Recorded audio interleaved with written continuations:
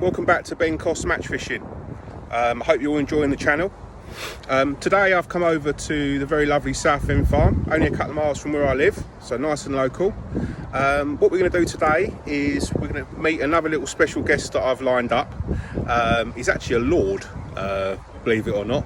It's actually a lord, but I hear he's pretty good at pellet fishing. So yeah, so this is called Kingfisher Lake.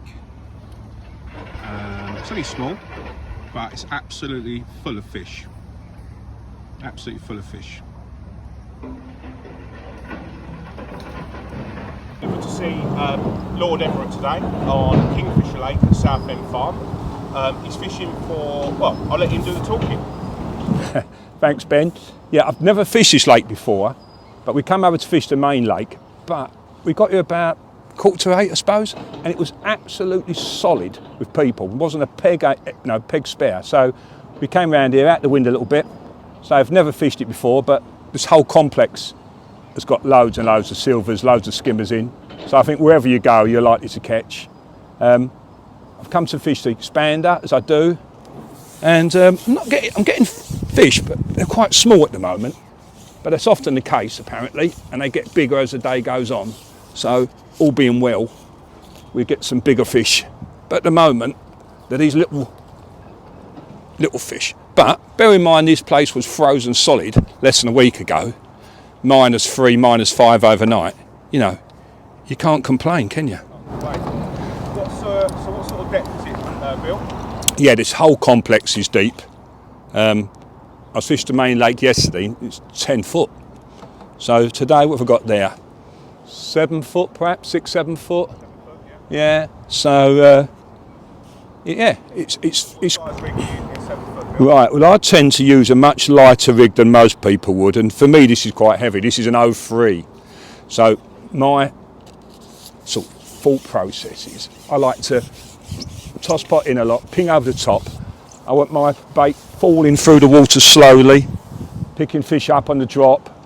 You know, the pellet is a very light, soft, fluffy bait, so I'm not one to, you know, shoot it down fast.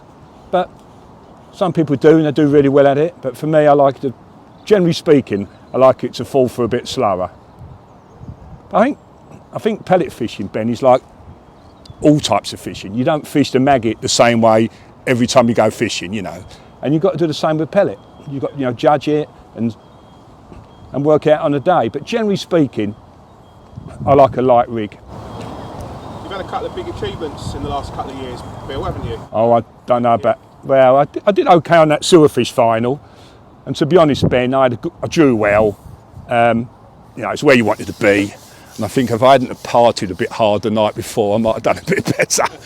I was struggling a little bit, to be perfectly honest. But a great weekend. I think I came fourth, picked up 800 quid, so it was handy. But yeah, we stayed down there for a day or two, well, 2 nights I think, and yeah, it was a great trip. Oh, Hallcroft. Oh, all right. So you qualified from here, Bill? Yeah, I won it here on the main lake. No, I wasn't. It was Dillon's. I was on Dillon's, and yeah. To be honest, I didn't think I'd done particularly well. I caught some fish, but it was a tough day. I think I had something like late 20s or something like that. So I wouldn't really have expected that to have won, but thank the Lord it did. And yeah, we practiced at Hallcroft the day before, and I did okay. Again, fishing, expanders, and a light rig.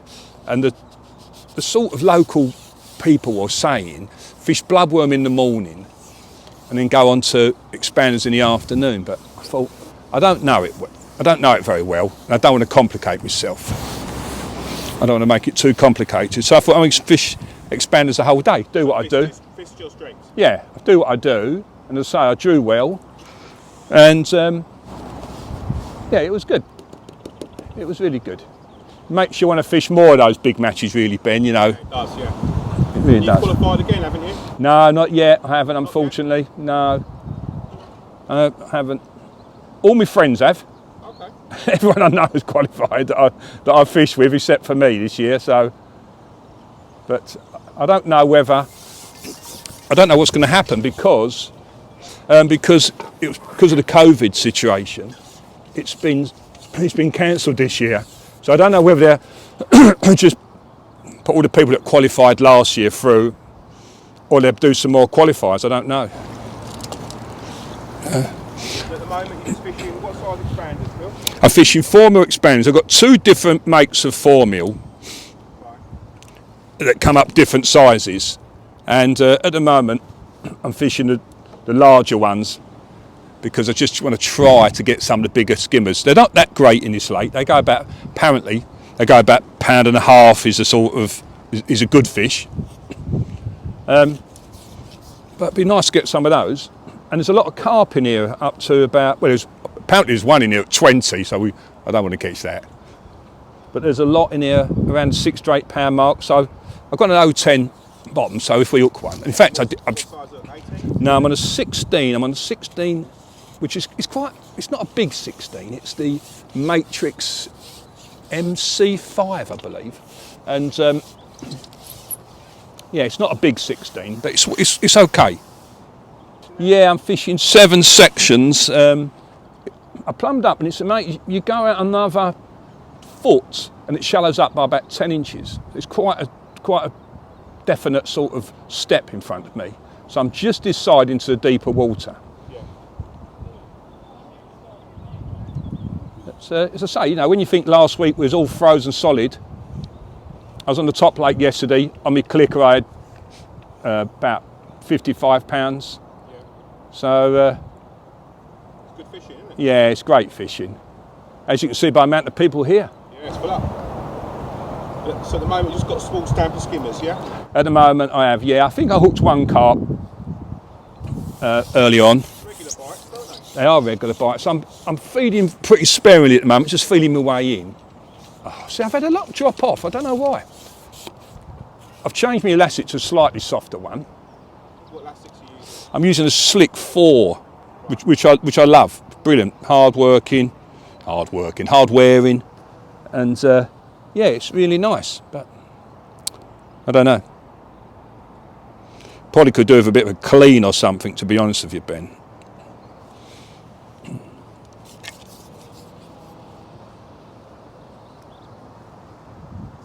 But thank the Lord we can go out in lockdown, eh? That was, wow.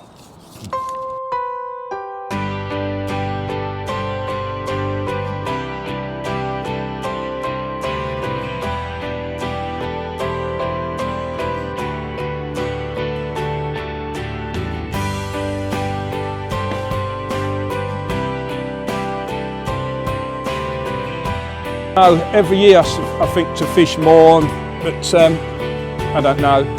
As soon as these matches get back on again, I'm hopeful to get fish a lot more over here, and obviously at Lake John, which is my favourite venue. Redbridge as well. I like Redbridge. Great venue, sort of 4 foot deep, very fair, and we've got a lot of sort of brown goldfish type things in there, and tench and skimmers, all around about the £1.5 mark. And that's great pellet fishing as well. Really light rigs, let it fall down, pinging over the top, little tiny indications, and they're great. It's great fishing. As I was saying, in at Lake John, with when that's fishing well, you get great big 4-pounders in the margins. It's, you know, yeah, it's great fun. I'm not a massive carp angler on the pole, but something I need to address. Yeah, I do. My go-to method would be bream on the expander would be my go-to method. Yeah, I am. Look, I'm doing about 6 4mm pellets and a little thimble of micros that we put in. Just because they're not going actually mad yet, so I just got to try and sort of feel my way in a little bit.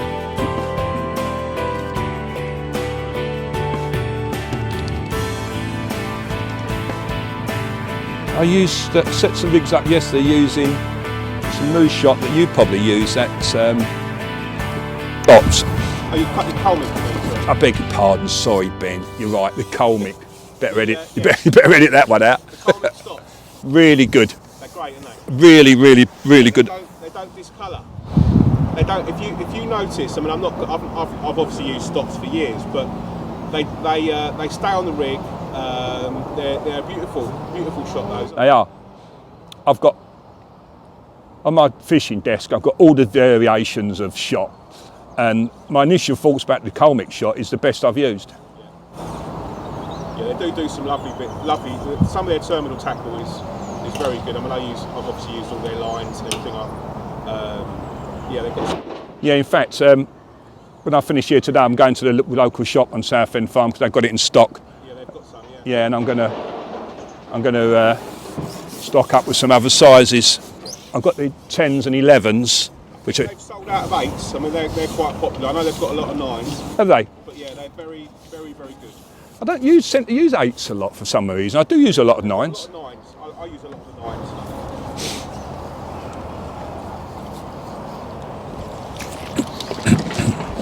When I was fishing here yesterday, I was getting those, and say I had a couple around about the £3 mark. I think half a dozen actually around the £3. But what was great about it, you can see they're all different year classes coming through. You know, it's a real healthy venue. You know, I fished a feeder a lot as well, and I used to have a Waltham, so I get some huge bream, but they're all big or nothing. There's there's nothing coming through. When those fish die, there'll be nothing left. It's a very, very healthy venue, isn't it? Oh yeah, it was a great venue, and I had a roach yesterday, must have been pushing a pound, and it was absolutely perfect. Sort of thing you love to have caught on a stick float or something, you know.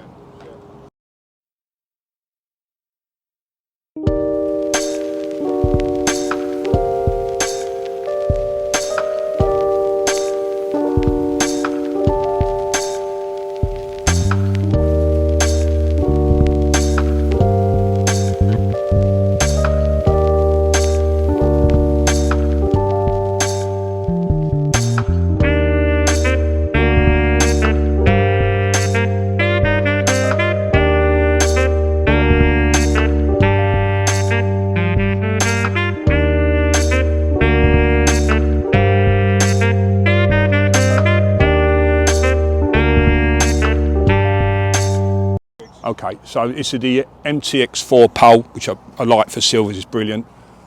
I spray my top kits grey, and my reason for that is if I look at any bird that really attacks fish from above, herons, gulls, they're all white or grey. So I think Mother Nature being the best at that type of thing, I should copy it. So you know, that's whether it works or not, Ben, I don't know, but it gives me confidence. That's what I do. So, as I said earlier, I like my general go-to rig for expander is quite a light rig. So, but this is quite a deep.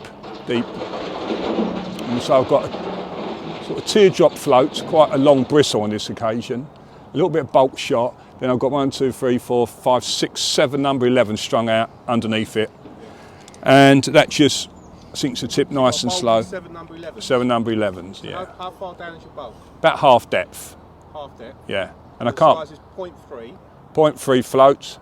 And you've got 7 number 11s. Yeah. Wow. Yeah.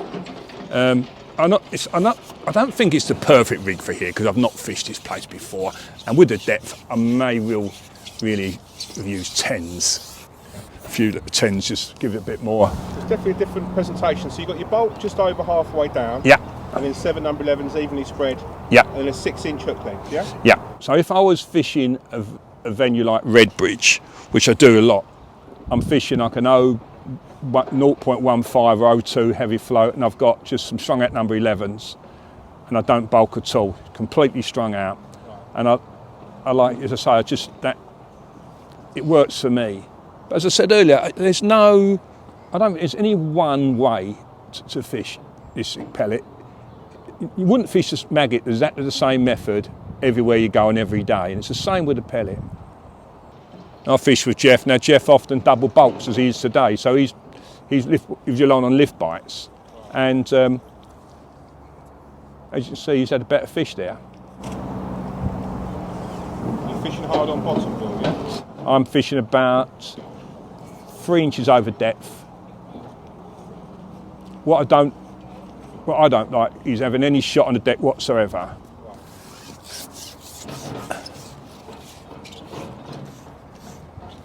For me, that is a sort of kiss of death, having any shot on the deck. And this a carbon stem float or a wire stem? No, this is a carbon stem. So when I fish shallow mat venues, I show you the floats I use. I make them, but they're no way like a professional float maker's finish.